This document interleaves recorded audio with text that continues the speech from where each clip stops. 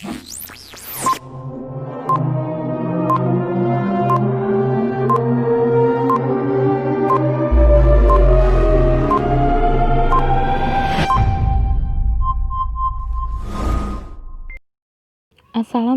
warahmatullahi wabarakatuh. Selamat pagi Tabipun.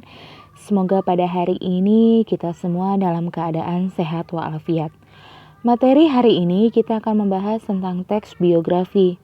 Mata pelajaran Muatan Lokal Bahasa Lampung kelas 10 oleh saya Keke Prihatini Sarjana Pendidikan SMA Negeri 10 Bandar Lampung tahun pelajaran 2020-2021. Selanjutnya itu kita akan membahas tentang pengertian dari teks biografi.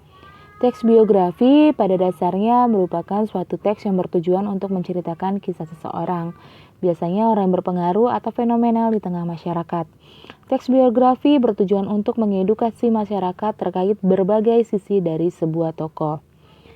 Selanjutnya kita akan membahas tentang ciri-ciri teks biografi.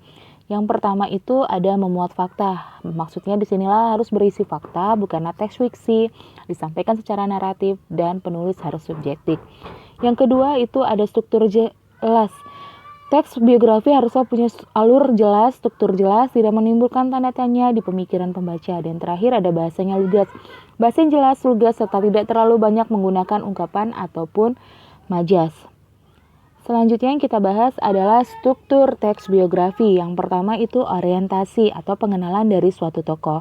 Yang kedua peristiwa dan masalah atau bagian isi. Bagian isi biasanya dimulai dari masa kecil seorang tokoh dan perkembangannya hingga dewasa, suka duka yang dialami tokoh dan bagaimana seorang tokoh dapat menjadi seperti ini.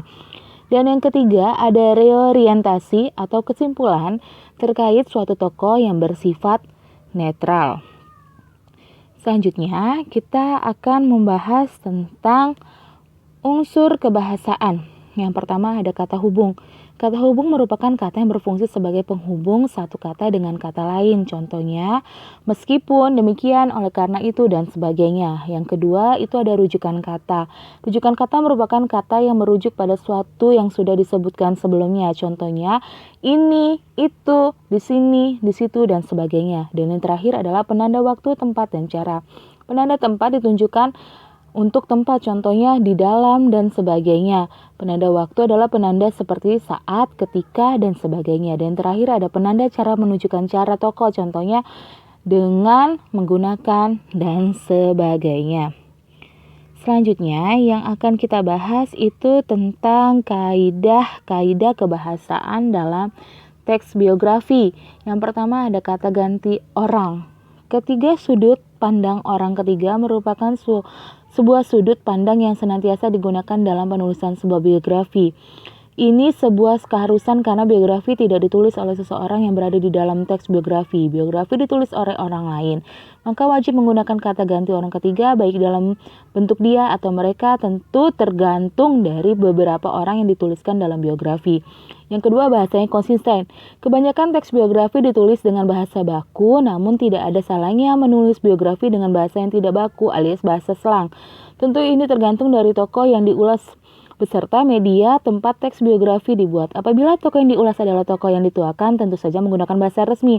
Sementara itu, tokoh yang dianggap masih muda bisa ditulis menggunakan bahasa slang. Demikianlah materi kita pada hari ini. Semoga kalian dapat memahaminya. Selamat belajar, tetap semangat, dan tetap menjaga protokol kesehatan. Ibu akhiri. Wabillahi taufiq wal hidayah. Wassalamualaikum warahmatullahi wabarakatuh.